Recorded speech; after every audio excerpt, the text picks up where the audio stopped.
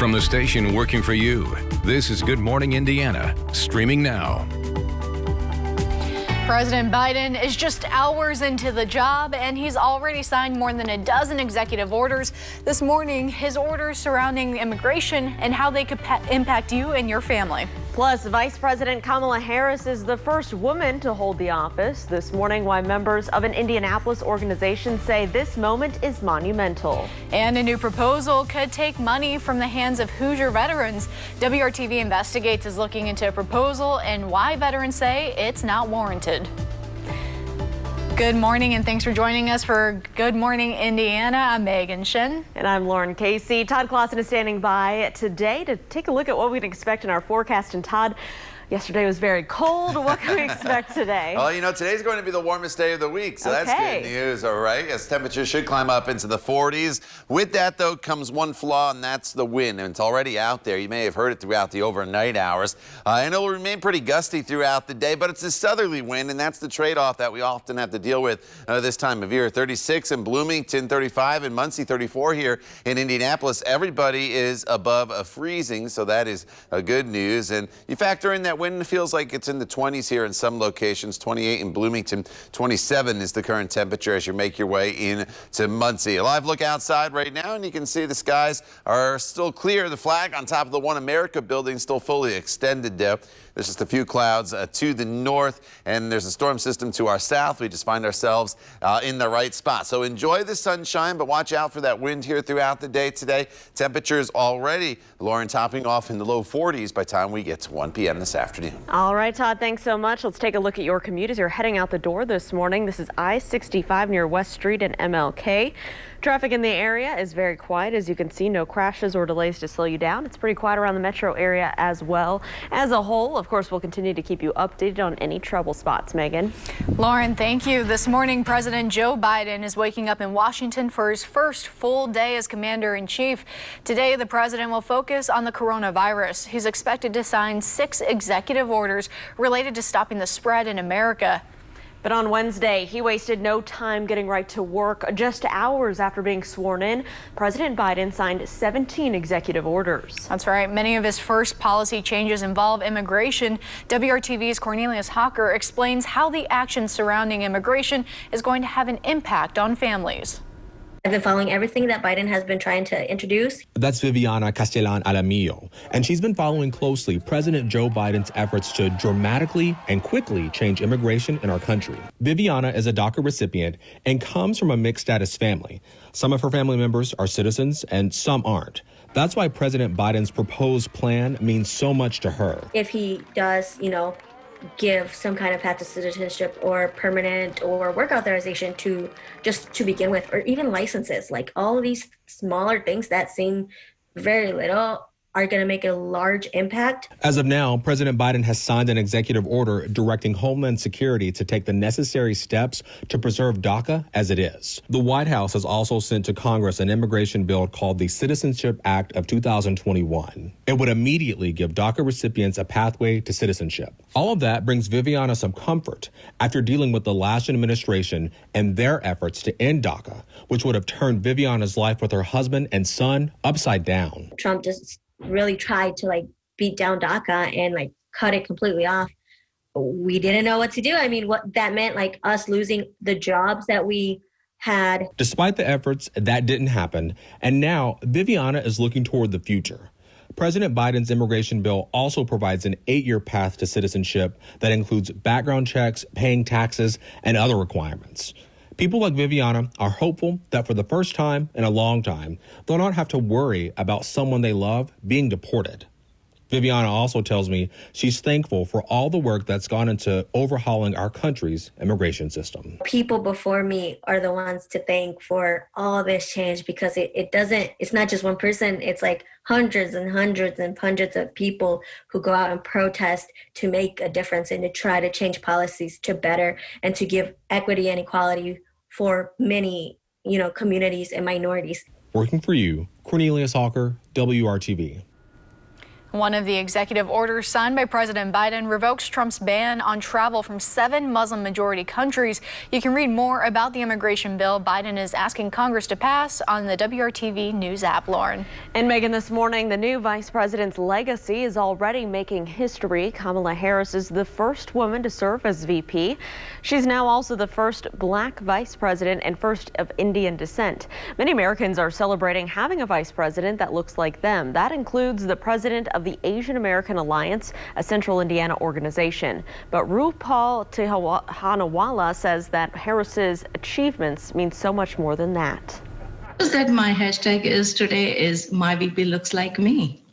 And I know that there are so many Shamlas like me who started the journey in this country with the hope that we are going to realize, American dreams. So I really don't want to make it just about a South Asian woman being in that position, but it's really about that this position is open to all, and how a person in that position can create opportunities for individuals who deserve it. Well, we also spoke with Girls Incorporated of Greater Indianapolis about what this moment means for them. For 50 years, the organization has encouraged young women in leadership. Taylor Connor, a Girls Inc. participant and Heron High School senior, says Wednesday was monumental for her.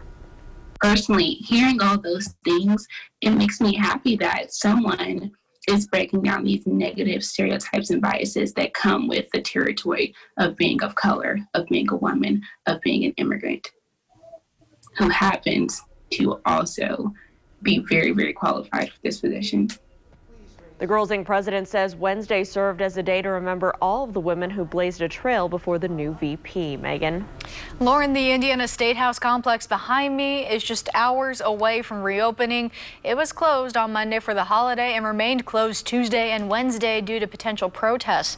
The governor's office says the decision was made out of an abundance of caution. State legislative leaders also canceled meetings for the week. The FBI says there have been no credible threats to government buildings here in Indiana. The time right now is 4:37. We need to shift our focus now to the coronavirus pandemic and its continued impact on Hoosier families. This morning, the state health department reports nearly 2,900 new cases of the virus. This is the third day in a row where the cases have been below 3,000. 62 more Hoosiers have also died with the virus. Since the pandemic began, nearly 9,200 people have died with COVID-19. On Wednesday, state leaders updated the county metrics map. It looks vastly different from last week. This morning, 33 Indiana counties are in the red status. 58 counties are in the orange status, and Jay County is in the yellow status. You may remember 1 week ago, 80% of the state was listed as red, so this is a big improvement. It is. And Lauren, it's now been 1 year since the first known case of COVID-19 was discovered in the United States. The first case was reported in a county just north of Seattle. Since then, the virus has infected more than 24 million Americans. Case numbers continue to rise, but so does the number of people getting vaccinated. According to the CDC, nearly 16 million coronavirus shots have been given across the nation. The Biden administration hopes to raise that number by 100 million in the next 100 days. Well, a longtime Indiana gambling industry heavyweight is fighting back against the state's gaming commission. This week, former Spectacle Entertainment CEO Rod Ratcliffe filed lawsuits saying the commission wrongfully acted against him. The gaming commission forced Ratcliffe to give up his stake in Spectacle Entertainment and suspended his casino license. The move followed a federal indictment of Ratcliffe's business partner. John Keeler was charged following allegations of illegally funneling casino money to a former state lawmaker in an unsuccessful congressional campaign. Ratcliffe's lawsuit says that he wasn't given a fair hearing. He denies any wrongdoing in the federal case and has not been charged. This morning, Metro Police are investigating a deadly workplace shooting on the city's east side. The shooting happened around 7 o'clock Wednesday night at PSC Industries. That's near 32nd Street and Shadeland Avenue. Police say a man died at the scene. Investigators say the incident appears to be isolated between 2 employees, and the suspect ran from the scene. They are working to learn that person's identity. Now, former junior high school teacher from Speedway faces charges following an alleged incident in November. The Marion County Prosecutor's Office says 36-year-old Tyler Carmichael made unwanted sexual advances towards a teenage student. The incident allegedly happened when the former social studies teacher showed up at the house where the girl was visiting a friend. And this morning, Carmichael faces sexual battery and child seduction charges. Speedway School says Carmichael worked for the district for 13 years. He resigned just last month, Lauren. Well, it is 4:39, and this morning critics of a new state proposal say it would take money away from the men and women who serve our country. Hoosier veterans can turn to the Indiana Department of Veterans Affairs and its Military Family Relief Fund for help getting food, housing, utilities, medical services, and even transportation. Money is generated from veteran license plates like Army, Navy, Marines, and Support Our Troops. House Bill 1264 would allow the IDVA to use up to 15% of the Military Family Relief Fund to pay administrative costs associated with the operation of the fund. We spoke with two veterans who are against this proposal.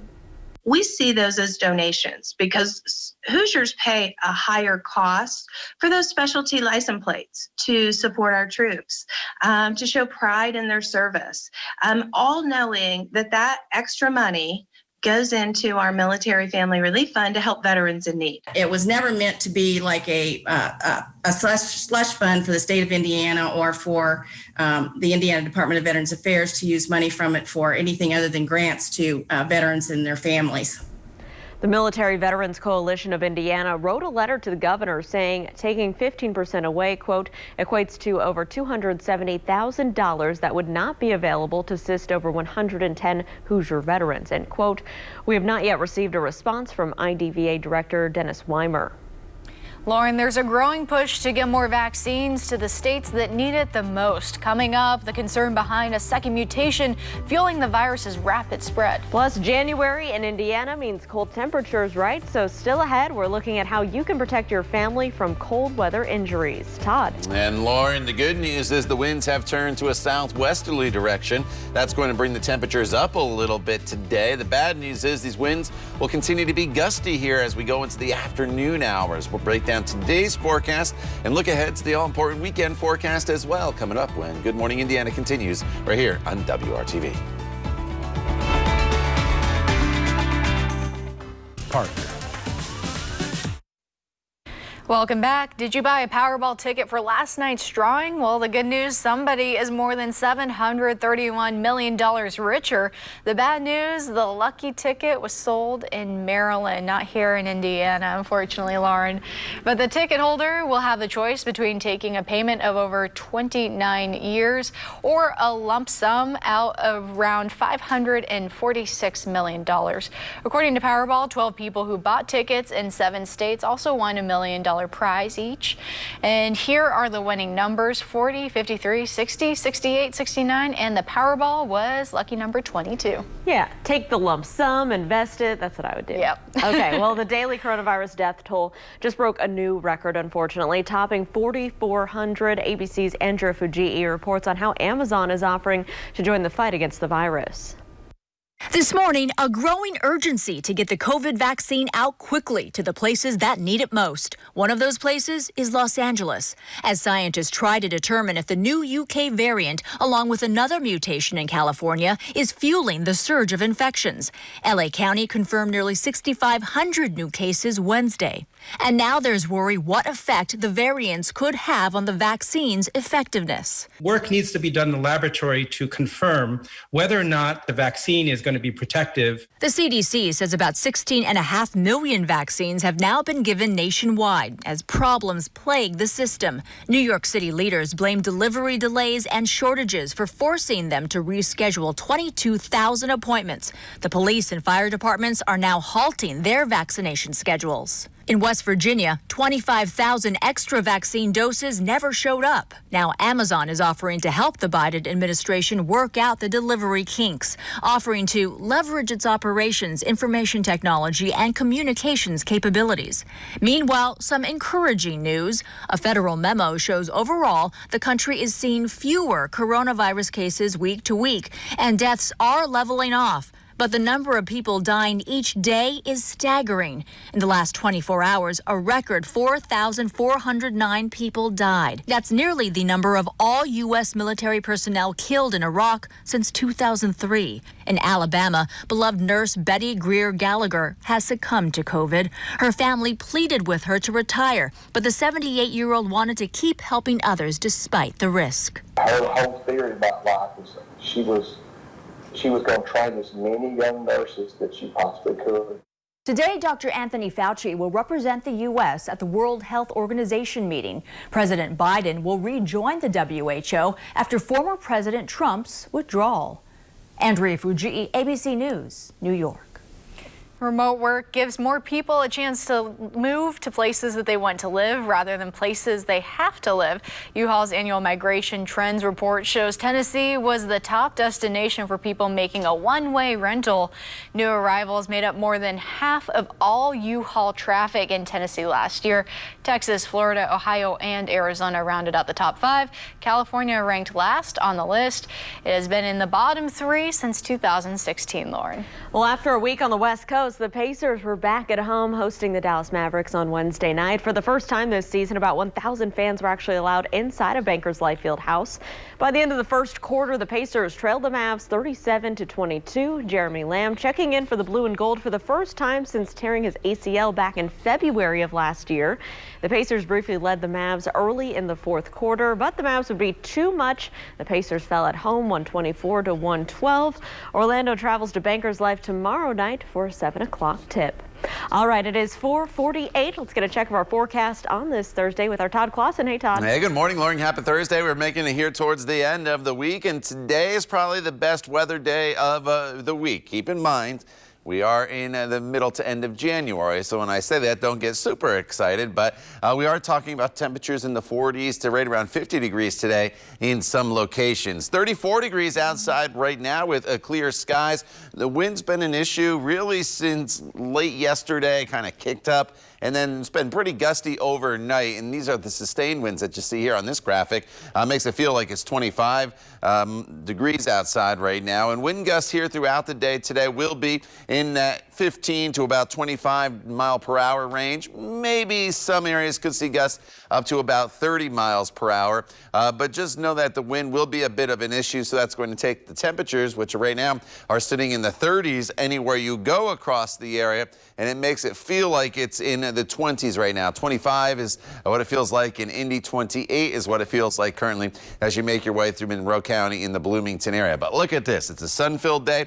Our high temperature gets up to right around 45 degrees as we work our way throughout the morning hours and then eventually into the afternoon.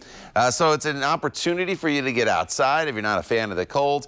You just have to bundle up a little bit here today, but not as much as you did yesterday if you were going to be out and about. A little bit of cloud cover going to try to float from north to south here across the area, but overall we are in pretty good shape. There's a wave of moisture and a storm system to our south that went through Kentucky. That just missed us, so we've just enjoyed clear skies here throughout the overnight. This evening, temperatures will cool off with the clear skies. And the problem is this temperature warm up into the 40s to right around 50 degrees. It's just a one-day deal. Tomorrow, we wake up to temperatures that are going to be in the 20s across the area.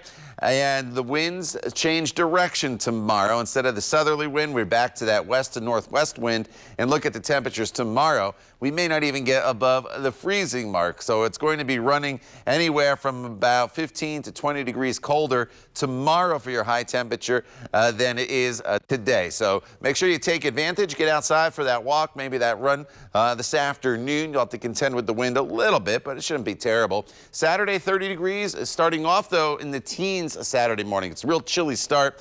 Still on track Sunday to start off as a little bit of a rain-snow mixture that'll continue overnight before going over to all rain throughout the day on Monday as high temperatures eventually, Lauren, top off around 40 degrees. All right, Todd, thanks so much. We do want to take a look at traffic as you're heading out the door this morning, and this is a look from our tower camera up near 16th and Capitol Avenue here near the north side of the downtown area. We do have a traffic alert from Citizens Energy in this area, and they wanted us to pass this along to you. There's a single pole that's down in this intersection intersection that requires some welding. So they have stop signs and flashing red signals in the area, making this an all-way stop until the operation can be complete. And they say this won't happen until after the rush hour this morning. So they just want you to be careful as you travel in and around this area. Some changes to your normal commute. Of course, we'll continue to monitor anything going on here, and we'll keep you updated on that project. Megan? Lauren, thank you. Extreme cold can make the outdoors go from uncomfortable to dangerous in an instant. Doctors at the Cleveland Clinic say prolonged exposure to the cold puts you at risk for frostbite. People with certain conditions like diabetes, vascular disease, or neuropathy may not be able to recognize those symptoms and become too cold. So doctors say they need to be especially careful. Hypothermia can also occur when your core body temperature drops very low, and it can be deadly. If you have to be outside, doctors say being prepared and dressing appropriately is key to staying safe, Lauren. All right, well, do you have an Animal Crossing lover at home? Just ahead, the latest Animal Crossing product and when you can find it in beauty stores. It's 4:53. Stick around, we'll be right back. WRTV.